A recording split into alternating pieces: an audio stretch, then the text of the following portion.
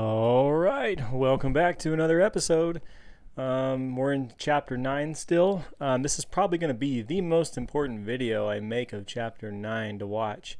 The next one will be pretty helpful for you as well, I think, very helpful, but this one's going to be very important as far as understanding what's going on. And so this one section, 9.6, is going to cover quantum mechanics, if you've ever heard that phrase before. Quantum mechanics is a pretty interesting topic in science, physics or chemistry. It really has to do with both.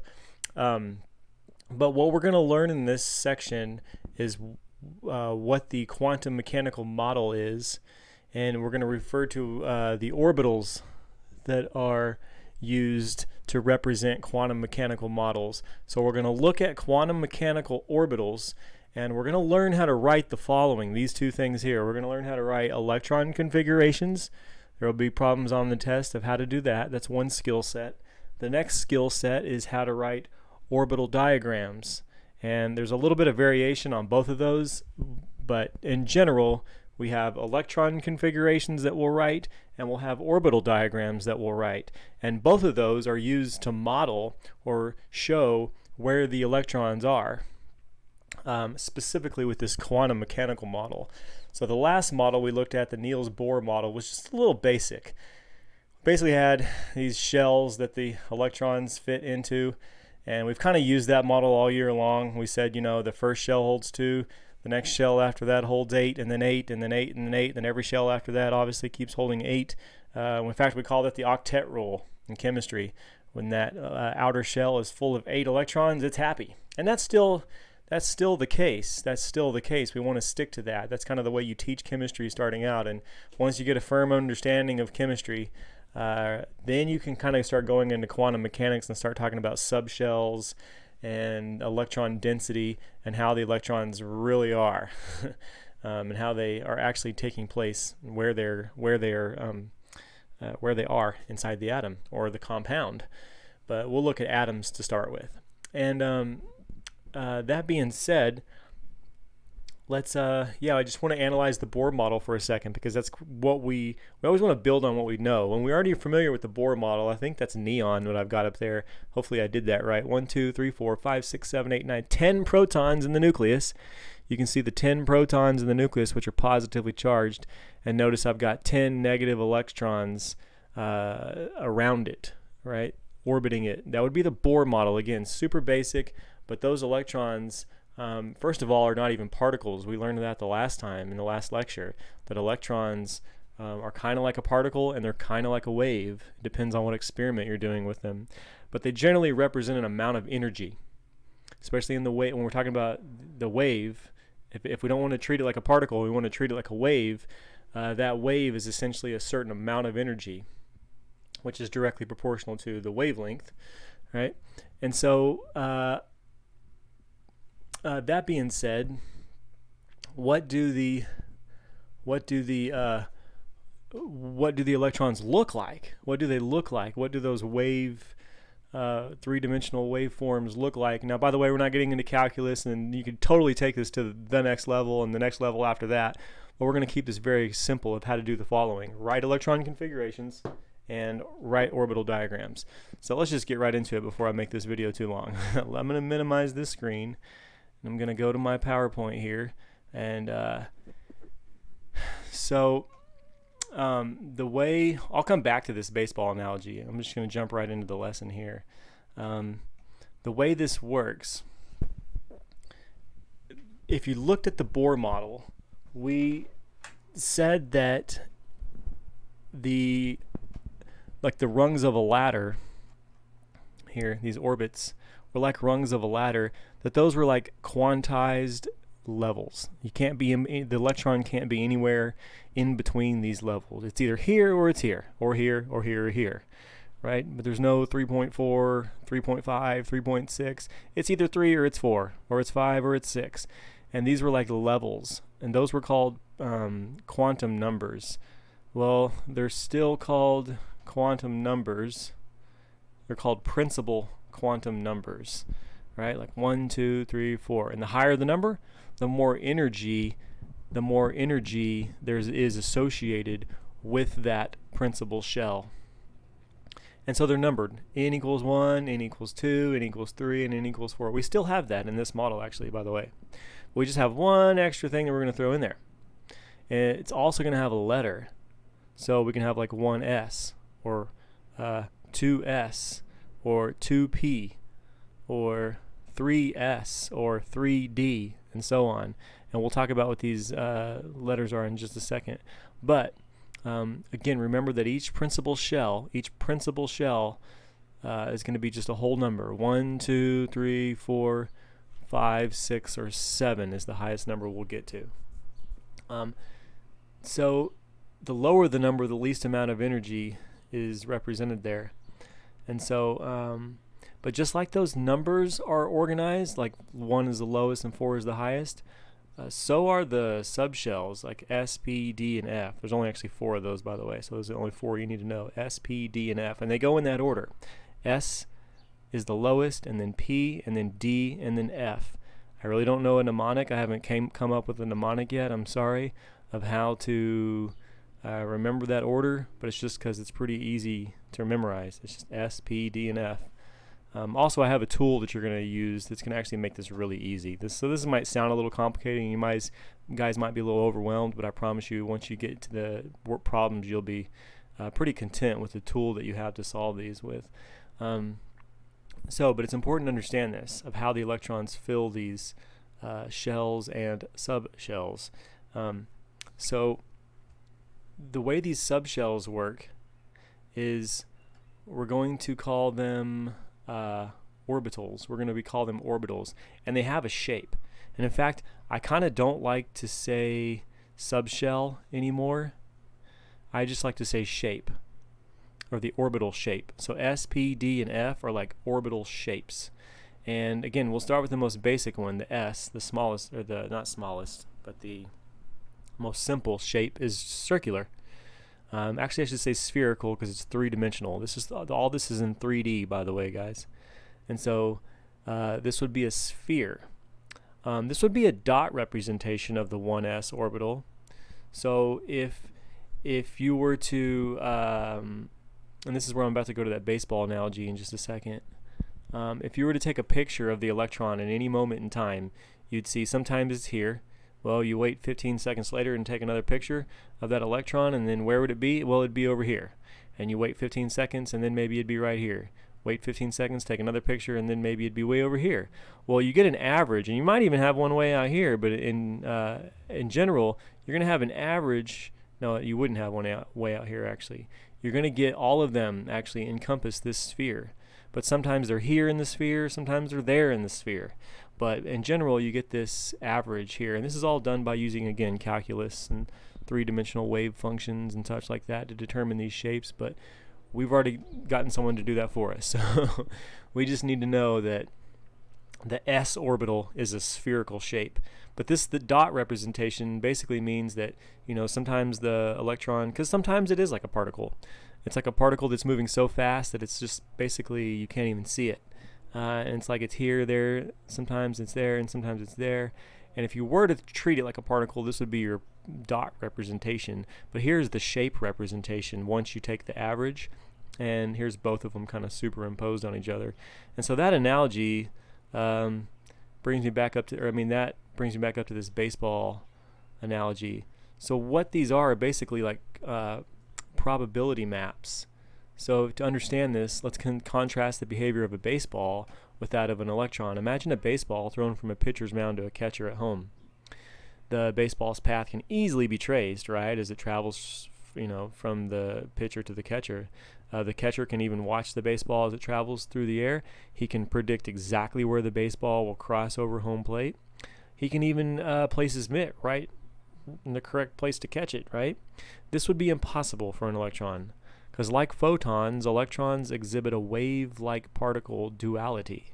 Sometimes they act as particles and sometimes they act as waves. And so this duality leads to behavior that makes it impossible to trace an electron's path. If an electron were thrown from a pitcher's mound to home plate, it would land in a different place every time, even if it were thrown in exactly the same way. Baseballs have predictable paths, electrons do not. And so basically, if you were an electron, it'd be better just to say that, well, you're going to hit somewhere in here. but you're not going to be like a catcher where you can tell, oh, the baseball is, good catcher. A good catcher, as soon as the baseball pitcher is thrown, can tell exactly where the ball is going to should be, so he can put his mitt there, even if it's going to be a curveball or a slider or something like that, because he can see the rotation of the ball. With electrons, they may be coming here and looking like they're going to come right down the middle of the plate, but then all of a sudden, boom, they're over here. And here's something very interesting. There's some cool YouTube videos out there if you ever want to watch stuff on this, like Veritasium video I think has one. But electrons, the more this is a mathematical thing, the more you know mathematically about its location, the less you know about its density, and the more you know about its mass or density, the less you know about its location. So yeah, in the experiments that led to that are quite odd in how electrons behave. But that being said, these shapes are like probability clouds, saying that in general the electrons would be somewhere in this sphere. All right, and so that's why if you ever we talked about how water is polar because there's an unequal distribution of electrons. The oxygen's kind of an electron hog, and so he likes to hang on to the electrons a little bit longer than the hydrogens do. That's because oxygen has more protons. Well, here's a good electron cloud showing the oxygen atom here with more protons being able to hang on to the electrons a little bit more. These poor hydrogens out here in the water molecule, they barely get the electrons. That's why you kind of have a light gray here instead of a dark gray or black here. And so what that ultimately leads to is water, this molecule, having polarity. The oxygen part of the molecule essentially has a couple extra electrons here, a higher density, a higher probability that the electron will be in this area than in this area at any moment in time.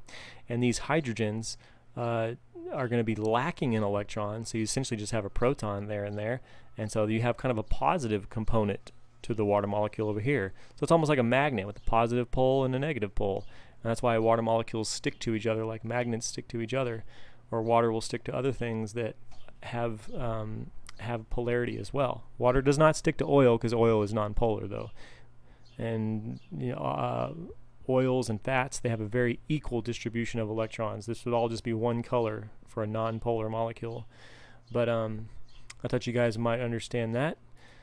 So these shapes again just represent electron densities. Now we're going to go over all these shapes in just a second, but before we do that, this is a very important table you need to jot down in your notes or be able to refer to as needed. If we just consider the first four shells, we can easily talk about 5, 6, and 7 later, but if we go through 1 through 4, the way it works is whatever your principal number is, remember the n equals 1 or n equals 3, that represents your principal shell number. That's actually how many subshells you're going to have. And the subshells, we call those orbitals. And so this is how many subshells or how many orbitals you would have in these principal shells. Okay? And there's letters that represent all 4 of these subshells. Well, let's do that one at the top because it kind of covers everything. The fourth principal shell is the highest of these principal shells that we're looking at here because it's the higher the number. 4 is higher than 3, 2, and 1.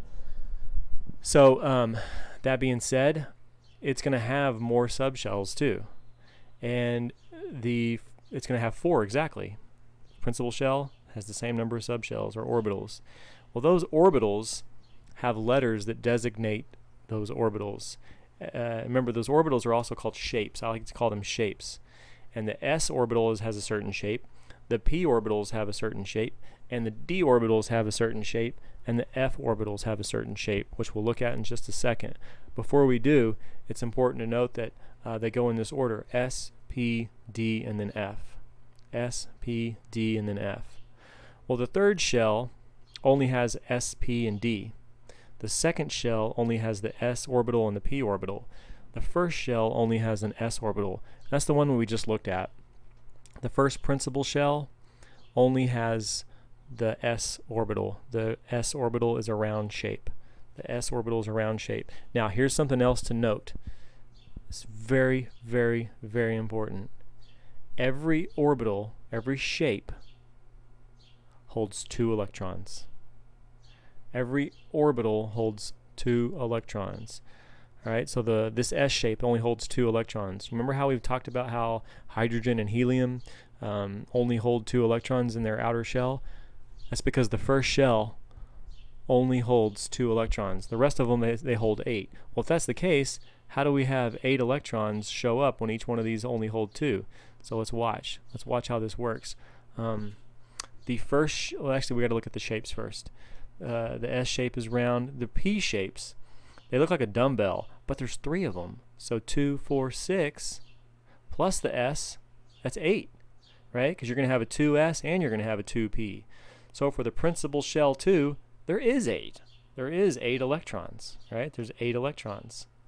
You have 2 here in the S, and in the 2Ps, you have 6. Remember, there's 2 for each orbital. Now here's the way the orbitals work. Remember, they're 3-dimensional. This is very important. You have the x-axis, you have a y-axis, and you have a z-axis. Okay? X is left and right, y is up and down, and z is, well, I know z looks like it's up and down, but really if you were, z is like coming out at you and going away from you. Y is up and down, but we couldn't put the y there going up and down, or it'd cover up the z. So the point is, it's 3-dimensional. You have an x plane and a y plane and a z plane. You have 3 different axes. And so because of that, there's an x-axis orbital that's lying in that plane. There's a y-axis plane and there's a z-axis plane for all these orbitals. But each one only holds 2 electrons. That's very important to remember. And when you add up these and these, you'll have your 8 electrons. Now, here's where it might get a little confusing for you guys. The d orbitals, there's actually 5 shapes. 1, 2, 3, 4, 5 different shapes. We have 3 of them like this.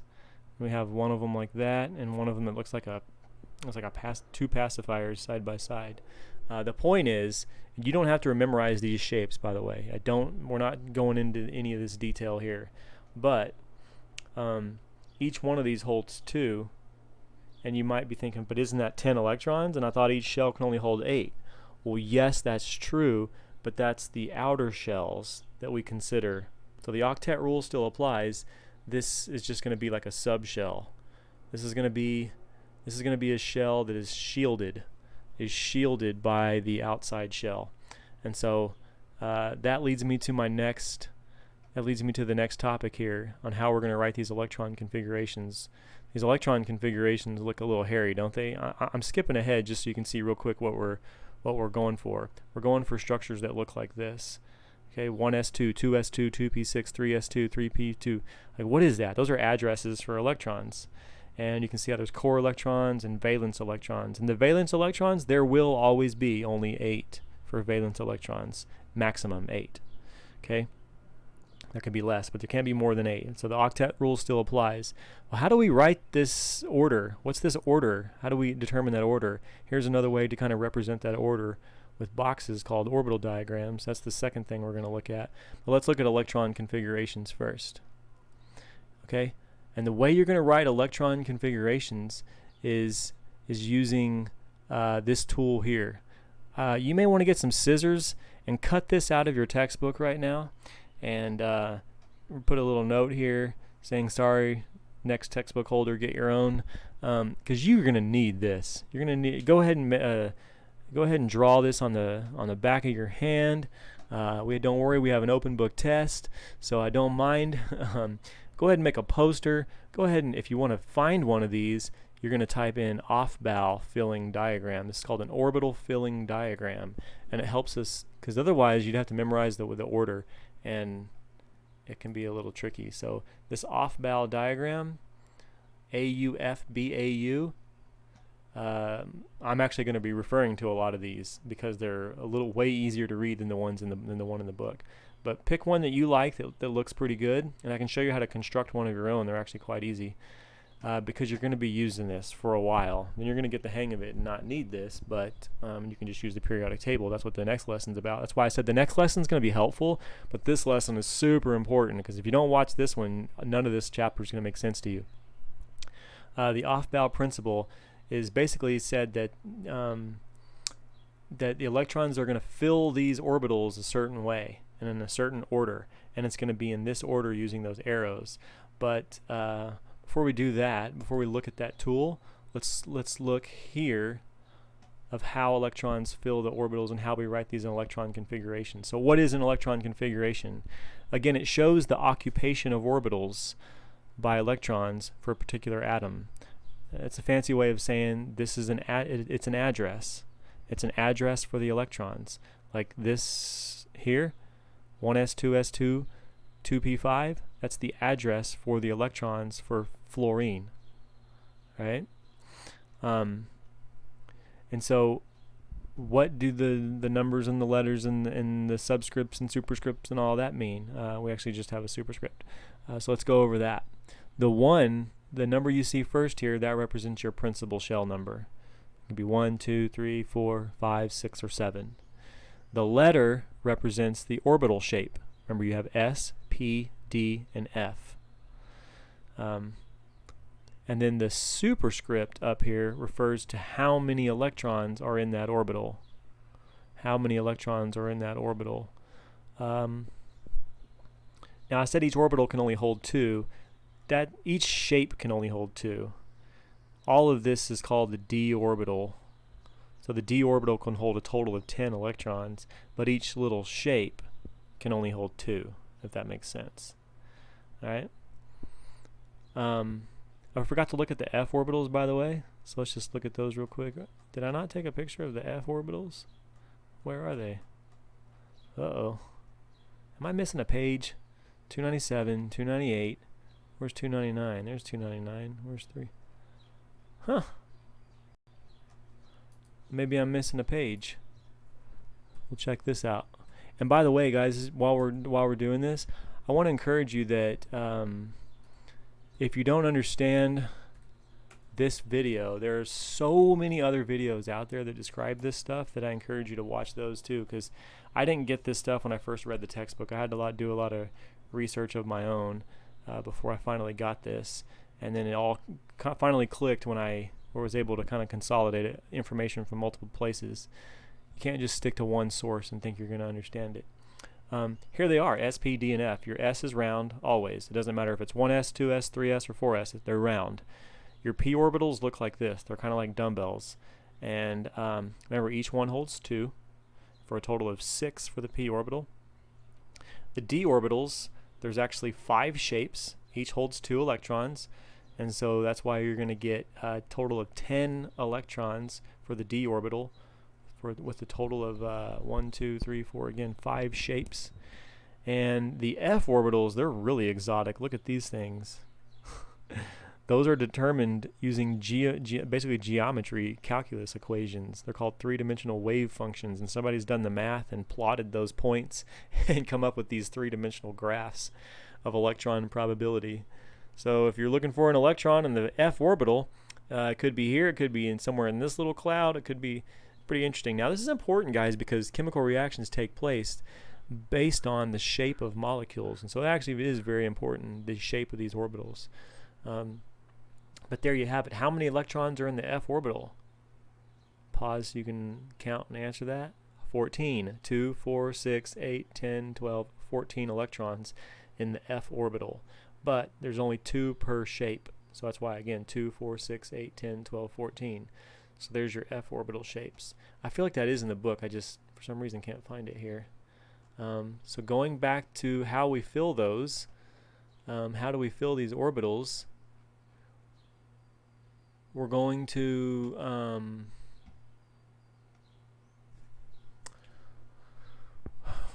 use this orbital filling diagram. Now your book is teaching both of these simultaneously, how to do an orbital diagram as well. So I'm gonna, before we go to write an electron configuration, I'm going to describe what an orbital diagram is, and they're essentially kind of the same thing. The orbital diagram is just kind of a neater picture of it because you have arrows, but you're really doing kind of the same thing. You're going to be using this tool to make the electron configuration. You're going to be using this tool to write the orbital diagrams, and the orbital diagram is kind of just a better way of writing the electron configuration. It's got a few more details, that's all. So I'm going to follow with the book here and show you how to write orbital diagrams. Basically, each box represents a shape, one of the shapes, and underneath the box you put the principal shell number and the orbital letter. Now if you remember, the p orbital has 3 shapes, so that's why we have 3 boxes for the p, right? The s orbital only has 1 shape, so I only need 1 box. How many boxes do you need for the d orbital? See if I can find one of those. How many boxes are we going to need for a d orbital? 5 boxes, right? Because there's 5 shapes, but I'm surprised I didn't put one there for you like that right now. Alright, so let's keep it simple. Let's just consider s and p's for now. In each box, you're going to have an up arrow and a down arrow. And those arrows represent the 2 electrons that can fit in that shape. Remember how we said only 2 electrons can fit in each shape? And so the way you fill the orbital diagrams, though, is you first put up arrows all the way across. Then you can go back and put the down arrows. Okay? And that's important. That's called the Pauli. That's called the Pauli exclusion principle, I thought. Or is that Hund's rule? No, here, I'm sorry. The Pauli exclusion principle states that orbitals may hold no more than 2 electrons with opposing spins. So there's something called an electron spin that we're not going to get into, but it's basically a physics thing. The electron has a spin to it. It represents energy, and the spins, the 2 spins of the 2 electrons are opposing spins. So they kind of like cancel each other out, if you will. And that's like very advanced physics, and it's not necessarily going to get into that. But basically, the Pauli exclusion principle states that orbitals may hold no more than 2 electrons with those opposing spins. And it's Hund's rule that describes what I was just trying to tell you, that you must have all the shapes with 1 electron first before you can start putting the other electron spin. So if you're going to put up arrows first. It really doesn't matter, but let's just keep it all consistent. First put your up arrows, and then once you have up arrows in all 3 boxes, then you can start going down and putting your down arrows that pair with those. Okay? So how did we know to put the 2p boxes here after the 2s? And how did we know to put the 2s after the 1s? Well, you're going to use this orbital filling order here. This is an off-bow diagram, and it shows you how to fill these electron orbitals. Okay? And I have a really cool animation I want to show you too that'll illustrate this and hopefully make it make more sense. Now the way you fill this is, or actually the way you construct one is you just put 1, 2, 3, 4, 5, 6, 7. Remember I told you there's only 7 principal numbers, and then put their subshells or the orbitals. So for 2 you're going to have only 2 of them, an S and a P. For 3 you're going to have 3 of them, an S, P, and a D. And for the 4 you're going to have 4 of them, an S, P, a D, and an F. And then for the 5 you can still only have 4. There's only a maximum of 4. And it goes S, P, D, and F. And then you can put the F here, but you won't need it for 6. And same for 7. You can put 7 P and 7 D and 7 F, but electrons don't ever go there, just so you know. And so it's unnecessary to put those. And then once you do that, you're going to draw these diagonal arrows that look like this. Diagonal arrows that go down and to the left. They go down and to the left. Down and to the left. So they go southwest. Southwest facing arrows here. And once you, if you're trying to fill electrons, or fill orbitals with electrons, you're basically going to go through these arrows top to bottom like this. You're going to first go to that arrow, fill that orbital. And then if you have more electrons you need to fill, remember you can only put 2 in each one of these little shapes here. because these represent entire orbitals. So the 1s orbital only has one shape, so only 2 electrons can go there. Let's say I had 3 electrons. Well, I would need to follow the dotted line back up to this arrow, then you're going to do that arrow, then this arrow, then this arrow, then this arrow. You're going to work your way down. And you'll see that it kind of seems intuitive at first, like, okay, 1s, 2s, 2p, 3s, 3p, 4s. But you don't immediately go to 4p. You first fill that 3d. So why do we go from 4 back down to 3? Again, that's because they're subshells, and I feel like I have to get into that now, but we'll get into that in more detail in the next lecture, actually. But for now, the takeaway is this: that these 3d electrons will have less energy than the 4 electrons. So if you're considering outside electrons, you would be considering the 4th level electrons. You wouldn't consider these 3d electrons. Remember, 10 electrons can go there as well, because it's a d orbital, and the f orbitals can hold 14. And so yeah, there you go. You can just keep doing that until you eventually run out of electrons.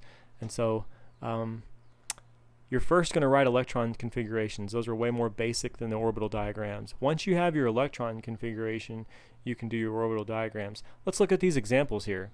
Let's do lithium. Lithium has how many electrons? A neutral lithium atom. And by the way, you can do these for ions too, but let's just consider neutral elements for now. Well, on the periodic table, lithium is number 3. So what I do is I go to my off-bow diagram, or orbital filling diagram, and I see that the first thing I can do is fill this 1s. Well, the 1s can only hold 2 electrons. So there you put 1s, 2. That 2 there means that I have 2 electrons in that orbital. Okay? Then I go to the 2s. According to this diagram, I go to the 2s. Now, the 2s can hold 2, but how many am I actually going to put in that? Only 1, right? Because I only have 3 electrons I'm even trying to fill. And so I put 2s1. Don't put 2s2 because you don't have that many. You only have 1 electron in that. And there you go. There's all 3 of your electrons.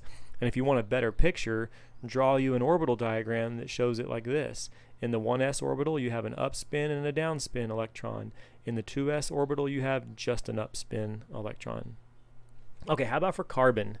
Well, for carbon, again, we've got, first of all, your first thing you got to do is know how many electrons you're dealing with. And carbon has 6 electrons total. And so here's my order. The first thing I do is fill the 1s with 2, upspin, downspin. And then the 2s orbital, I fill it with 2, upspin and then downspin.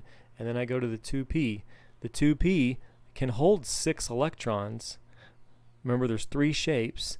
There's 3 shapes, so I need to put 3 squares. But I only need to show 2 more electrons. And don't put them side by side in one box here, because that'd be wrong. The Hund's rule states that no 2 electrons will have opposing spins in the same box until they're all filled at least once with one. let's read Hund's rule for what it really says. I'm trying to say it in like layman's terms, and it's sounding very unprofessional. It states that when filling orbitals of equal energy, so 2p is equal energy. The 2p orbital is all these electrons have equal energy. You first fill them singly before states that when filling orbitals of equal energy, electrons fill them singly first with parallel spins, so all up spins, before you go and put any opposing spins. Okay, so again, you could actually put all of these as down, that'd be okay too, but let's just make them all up for now. But they all got to be the same spin, the same direction spin, and then you can go back and put the opposing spins like you have here. All right. Okay, and so before we write electron configurations for other elements, let us summarize what we've learned so far. Electrons will occupy orbitals so as to minimize the amount of energy of the atom. Ooh, what an important concept that we should talk about. That's very important, I should mention. The reason that this diagram exists, and the reason that we fill electrons in this orbital is always about energy. Atoms are always looking to do what requires the least amount of energy. It's just like we all are, sort of. Therefore, the lower energy orbitals always fill before the higher energy level orbitals. And they always fill in this order. So instead of writing this diagram, you could actually draw something out like this. But that just seems like it'd be annoying. I'd rather have this diagram. Orbitals can hold no more than 2 electrons each. Now, basically what they mean by that is those orbital shapes can hold no more than 2 electrons each. But remember, orbitals have more than one shape. Like the p orbitals have 3 shapes. So the p orbitals can only, the p orbitals total can hold 6 electrons. The 5d orbitals total can hold 10 electrons, but each one of these little shapes can only hold 2. All right. Finally, when orbitals of identical energy are available, these are first occupied singly with parallel spins rather than in pairs. That's known as Hund's rule. All right. Now this is kind of neat.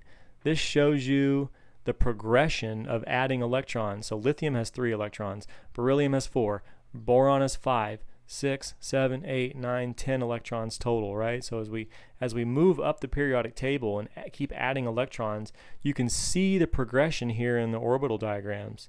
You can also see the progression with the electron configurations, right? Let's look at the orbital diagrams because they're more pictorial, and then I'm going to show you that animation, and then I think this video will be done. The orbital diagrams, we remember have the boxes. Lithium's got 3. We already did that example upstairs. So let's look to beryllium now. We just need to add 1 more electron. So basically you're just going to pair it with that spin. Remember, it's going to have the opposite spin. Moving on to boron, we're just adding 1 extra electron now. But now that we've filled the 2s orbitals, we need to move on to the next orbitals. What is the next orbitals? How do I know what to put there? You see it's here, 2p, but how did I know that? Look at your diagram. You're going to go, you filled this, now you got to fill, boom, right there, 2p. Well, 2p is going to have 3 shapes because it's the p orbitals. The p orbitals have 3 shapes. So you need to show all 3 boxes, even if you're not filling them. I can't tell you how many students will not put the blank boxes. Those blank boxes need to be there because they clearly tell me you know that those orbitals exist. Even if the electron's not there, you still have to put the box. And so we're just showing 1 extra electron, so we just put it up. Add another electron, go to the next box, put it up. And then the next box, put an up. Then you can start putting opposite spins. So I can start putting my down arrows. As we progress and add electrons, I put down arrows. And notice how everything looks nice and neat and full here. Boom, well there you go. That's neon. That's just like the neon element on my board here, or on my wall. It's happy. It's fulfilling the octet rule. There's 8 electrons in that outer shell. It's happy. All the orbitals are full. There's no vacancies anywhere. All right, all the shapes and orbitals are full and occupied with electrons, and that's how you know you have a very happy substance like that. And so something like fluorine would love to just gain 1 electron there, and it'll do that. Fluorine will become a negative ion because of that, because it wants to gain an electron to fill that little shape there, that 2p orbital shape. All right, now there is something called an abbreviated noble gas abbreviation, which I'll get to on a separate video. I'm going to do that on a separate video. Before I open that video up, I want to show you, before I close this video, I want to show you this animation. This is really cool. I'll add this to the Google Classroom too so you can watch it. But notice how, let's watch this together as the electrons fill the orbitals. Remember, we got 3 different planes, and so boom, 1s orbital. That can hold 2 electrons, remember? It's just a round shape. Now we have the 2s orbital, also a round shape, also can only hold 2 electrons. So far there's 4 electrons occupied there. The 2p orbital, that can hold 2 electrons, so we plop that in there. Here's another 2p orbital coming in on the y-plane. That also holds 2 electrons. So we're still in the second principle. And here's the third p orbital. We're still in 2p, that's the third one, 2p, third one that holds 2 electrons. So that's 6 electrons. All right, now we're in the third energy level, and we start out with the S shape. See how it's bigger? See how it's bigger and kind of shields the rest of those other electrons?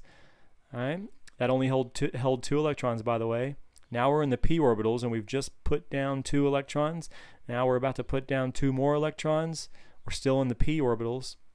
Notice how they kind of merge with the s orbitals. That's actually what happens. And then the p orbital, the third p orbital there with 2 electrons is coming in, and it's all merging. I'm going to pause it here just to reinforce that fact. This all merges to take one kind of general shape. That's called, why am I drawing a blank here? That's called, when the orbitals overlap, they merge, they overlap. There's a scientific term for it, and I can't remember it. This is so embarrassing. But the orbitals will merge together as again, to stabilize energy. It always has to do with energy. And now we can move on to the next level, the fourth level. We start out with S, okay, and then we go to P. Oh no, we go back down to the 3D. I'm sorry, we go back down to the 3D if you follow that order. And these have less energy. These have less energy than the fourth energy level. So if you're counting valence electrons, there's still only 2 valence electrons in this element right now. As we're adding these electrons, all these electrons are going into the d orbitals, the 3d orbitals, which have less energy than the 4s. Okay. But now we're going to go back. Well, we're still in the 3D, adding 2 electrons at a time. Still only 2 valence electrons for this atom. But now we go to the, we're done. That's going to be whatever element that is. What was it? Scandium. And it should only have 2 valence electrons. But there you go. We represent 21 electrons in order as they fill those orbitals. Generally, we don't spend too much time on the f orbitals, just for the sake of making this not so tedious, but you can keep going all the way to 7f. I'll have a couple problems where I make you do that just so you have to do that. But I don't give you just tons of these homework problems because they can be a little tedious. But on the test and whatever, you need to be able to get it right, because if you're off by just a little, I technically have to mark it all wrong. Like if somebody fills the orbitals in the wrong order, just by the most common mistake is to do it sequentially. People will just do 1s, 2s, 2p, 3s, 3p, 3d, 4s. And that's not the way it works. If someone does that, I would just mark it all wrong. And so hopefully that helped you. I'm going to do the next video, just a short video on how to do the abbreviated electron configurations. They're also called noble gas configurations. They're like a shorthand way of doing these, so you don't have to write out every single little address, because you're really only concerned about the outside electrons. You're only concerned about the outside, which are called valence electrons. Valence electrons are what are we concerned with when it comes to reactions. So we're going to show you how to do that abbreviated form in just a short video next. Thanks for watching.